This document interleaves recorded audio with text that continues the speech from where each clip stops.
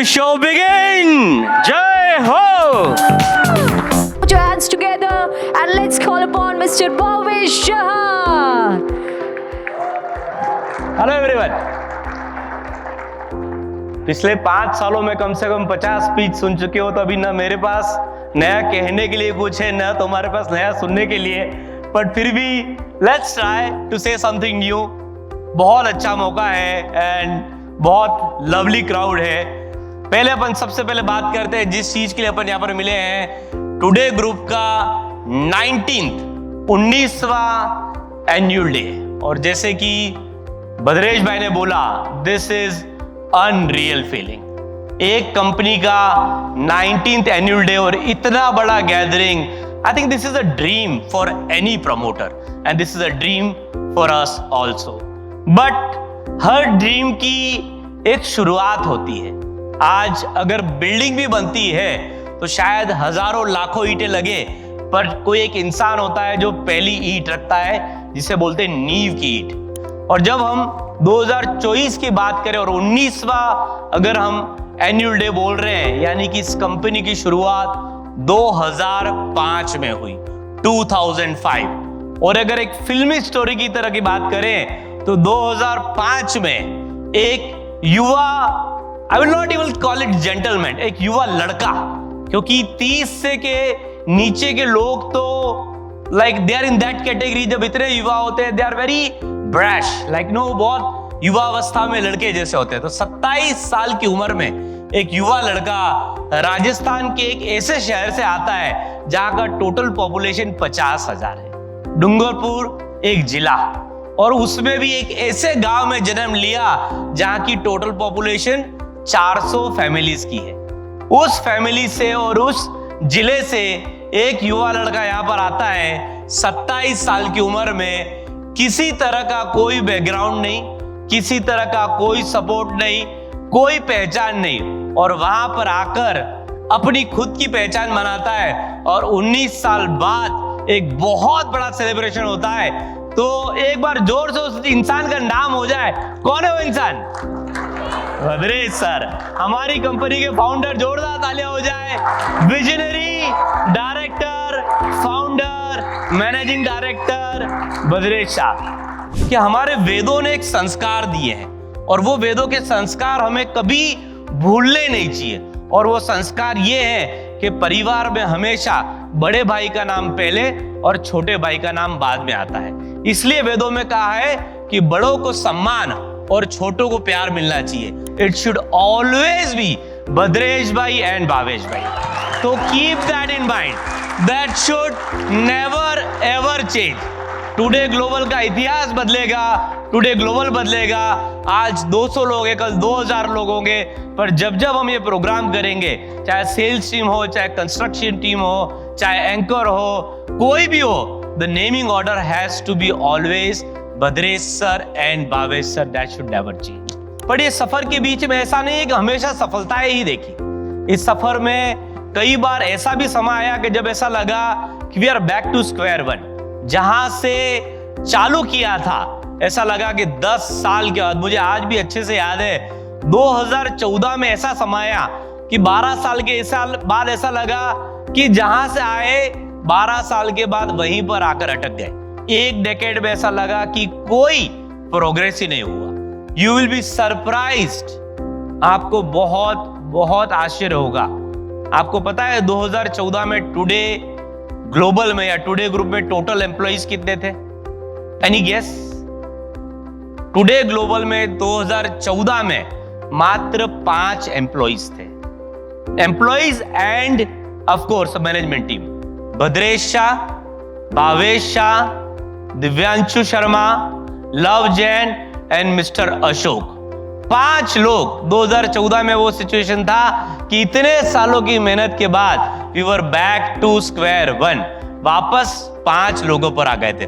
और वहां से एक डेकेड के अंदर 2014 से 24 में इतना बड़ा चेंज आया है कि आज 200 लोग मिलकर हम सेलिब्रेशन कर रहे हैं। तो ये सक्सेस अगर किसी को जाती है, ये सक्सेस अगर किसी का क्रेडिट जाता है, तो वो आप सब लोग जो है बैठे, आप सब लोगों के लिए एक बार जोरदार तालियां हो जाए।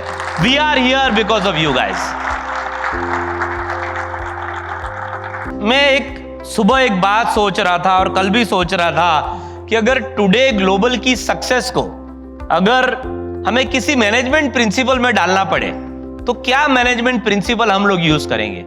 देखो, आज हेनरी फेयोल के सिद्धांत या फिर फिलिप कॉटो एमबीए में और मैनेजमेंट में बहुत लोगों ने पढ़े हैं। It's very easy to copy them and tell them कि भाई ये सिद्धांत है या ये प्रिंसिपल है। What we have learned really in life, कि हमने टुडे ग्लोबल की पिछले 20 साल की सक्सेस से क्या सीखा है, या फिर इंडिविजुअली भी आप लोग जो एग्जीक्यूटिव लेवल है वो मैनेजर बनना चाहते हैं, मैनेजर सीनियर मैनेजर बनना चाहते हैं, सीनियर मैनेजर वाइस प्रेसिडेंट बनना चाहते हैं, तो what are the basic fundamentals और principle which takes us ahead in life.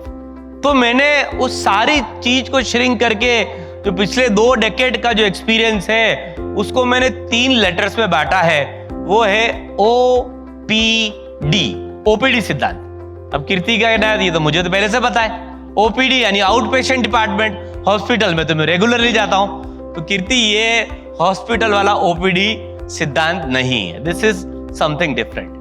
तो एक एक करके हम OPD की बात करते हैं। OPD में पहला सिद्धांत है O यानी कि अपॉर्चुनिटी। अपॉर्चुनिटी का मतलब है कि लाइफ में हमेशा, चाहे आप बिजनेस कर रहे हैं, चाहे आप जॉब कर रहे हैं, आप इंडिविजुअल लेवल पे अगर कुछ काम करना चाह रहे हैं, तो लाइफ में हमेशा आपको अपॉर्चुनिटी मिलेगी और आपको उसके लिए तैयार रहना है। You need to be ready for the opportunity. Real life का अगर आपको एग्जांपल दूं तो आई डोंट नो आप में से कितने लोगों को याद है, आज मेरे ख्याल से रूम में जितने भी लोग हैं, एवरीबॉडी सर्च इंजन के लिए आप लोग गूगल यूज करते हैं और मेल के लिए जीमेल यूज करते हैं, राइट? बट 90s में जब .com आया और इंटरनेट आया तो Google was not the pioneer in either search engine और email. Remember who was the first company? Exactly, Yahoo सबसे पहला कंपनी था जिन्होंने 90s में अपना याहू मेल और याहू सर्च इंजन चालू किया था। और 1998 में याहू के पास एक अपॉर्चुनिटी आया कि वो $1 मिलियन में गूगल को खरीद सकते थे, यानी 8 करोड़ रुपए में। पर याहू के फाउंडर्स को लगा कि गूगल कंपनी में इतना ताकत नहीं और कंपनी का इतना भविष्य स्ट्रांग नहीं है, तो उन्होंने वो $1 मिलियन उस समय स्पेंड नहीं किया। You will be surprise to know, 4 साल के बाद, हम डेकेड्स की बात नहीं करें, 4 साल के बाद याहू के फाउंडर्स ने गूगल कंपनी को $3 बिलियन यानी कि 24,000 करोड़ का ऑफर दिया और गूगल ने वो ऑफर ठुकरा दिया। जस्ट इमेजिन, 1998 8 करोड़ और 2002 24,000 करोड़ और गूगल ने वो ऑफर ठुकरा दिया। तो याहू के पास एक लाइफ टाइम अपॉर्चुनिटी था। Just to give you some figures, आज की तारीख में गूगल का पेरेंट कंपनी अल्फाबेट है जिसका मार्केट वैल्यूएशन $2 ट्रिलियन है। It is one of the biggest company in the world. But उस समय याहू ने वो अपॉर्चुनिटी मिस की। और यहां पर मैं टुडे का एग्जांपल देना चाहूंगा, this is why today global is different. यहां पर हमारे जो विजनरी फाउंडर है भद्रेश भाई, उन्होंने वो अपॉर्चुनिटी 2012 और 14 में रियलाइज किया कि अगर हम एक बड़ी कंपनी बनना चाहते हैं, हम एक सक्सेसफुल कंपनी बनना चाहते हैं, तो सिडको के छोटे छोटे प्लॉट्स लेके 1000 मीटर, 2000 मीटर, 3000 मीटर प्लॉट लेके हम लोग कभी बड़ा नहीं बन पाएंगे। तो उस समय में वो उन्होंने अपॉर्चुनिटी लिया और उस समय उन्होंने लैंड एक्विजिशन चालू करना किया और उनका विजन था कि I want to work in township और मैं नवी मुंबई की बड़ी बड़ी टाउनशिप बनाना चाहता हूं। और आज उसी का नतीजा है कि आज हम नवी मुंबई के सबसे बड़े टाउनशिप डेवलपर्स में से एक है।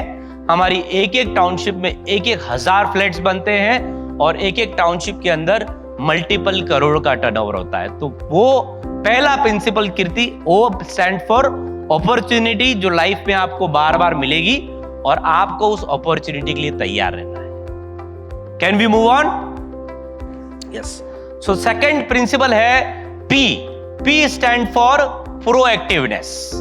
अगेन आपको एक एग्जांपल दूंगा, multinational company Facebook.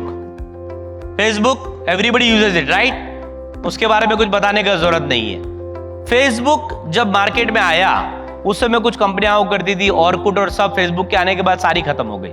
But Facebook ने कुछ साल पहले बहुत स्मार्टली रियलाइज कर दिया कि दो कंपनियां इस तरह से मार्केट में पेनेट्रेशन कर रही हैं कि बहुत जल्दी वो शायद फेसबुक का मार्केट खत्म कर सकती है। Any idea who were those companies? Exactly Instagram and WhatsApp. जब फेसबुक को लगा कि ये कंपनियां हमारा पूरा का पूरा अपॉर्चुनिटी खत्म कर सकती है, फेसबुक ने क्या किया? दोनों ही कंपनी को बाय कर लिया इन अ $multi-billion डील और अपने कंपटीशन को खत्म कर दिया। This is what I call proactiveness. Again इस एग्जांपल को टुडे से अगर जोड़ा जाए तो टुडे ने क्या किया प्रोएक्टिवनेस के लिए? 2017-18 का टाइम आया जब हम लोगों ने बड़ी टाउनशिप करने का काम चालू किया और हम लोगों ने मैंडेट कंपनी के साथ काम करना चालू किया और 3 अलग अलग मैंडेट कंपनी के साथ हम लोगों ने काम किया। बट प्रोएक्टिवनेस दिखाते हुए हम लोगों ने ये 2020 के आसपास रियलाइज कर लिया कि अगर if you want to be in this game for long period, अगर आपको सस्टेनेंस फेज में रहना है और खाली लॉन्च नहीं करना है, तो आपको अपनी खुद की टीम बनानी पड़ेगी। और आज मुझे ये कहते हुए गर्व है कि आज हमारे पास sales, pre sales, post sales और कस्टमर एक्सपीरियंस मिला के 100 से भी ज्यादा मेंबर है। तो this is the kind of progress we have made.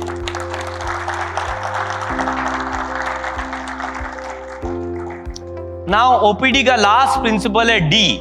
D stands for determination, यानी कि बुलडॉग की मेंटालिटी। डिटर्मिनेशन का अगर एग्जाम्पल दें या डेडिकेशन का अगर एग्जाम्पल दें तो आप में से शायद ज्यादातर लोगों ने बास्केटबॉल के महानतम खिलाड़ी माइकल जॉर्डन का नाम जरूर सुना होगा, right? Any idea what was his success rate? महानतम, greatest player of basketball all time. Any idea? Anybody can tell? Like generally we expect 99%, 98%. Can anybody tell me what was his success rate in NBA? नहीं, उसका NBA में success rate था 40%, यानी कि उसने अपनी life में 15 चैंपियनशिप खेली और सिर्फ 6 चैंपियनशिप जीती।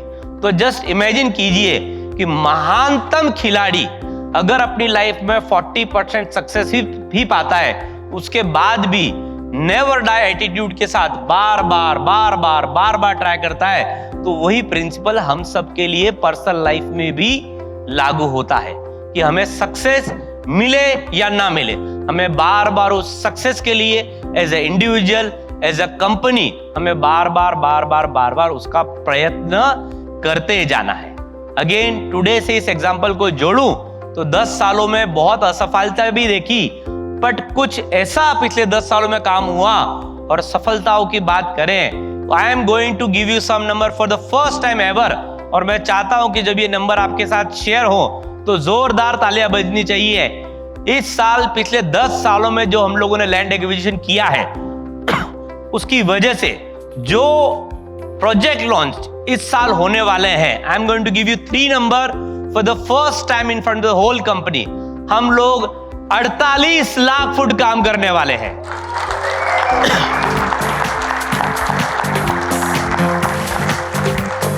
इन terms of number of houses हम लोग 6000 घर बनाने वाले हैं। And last but not the least, unheard of, as a company हम लोग 5000 करोड़ का टर्नओवर करने वाले हैं।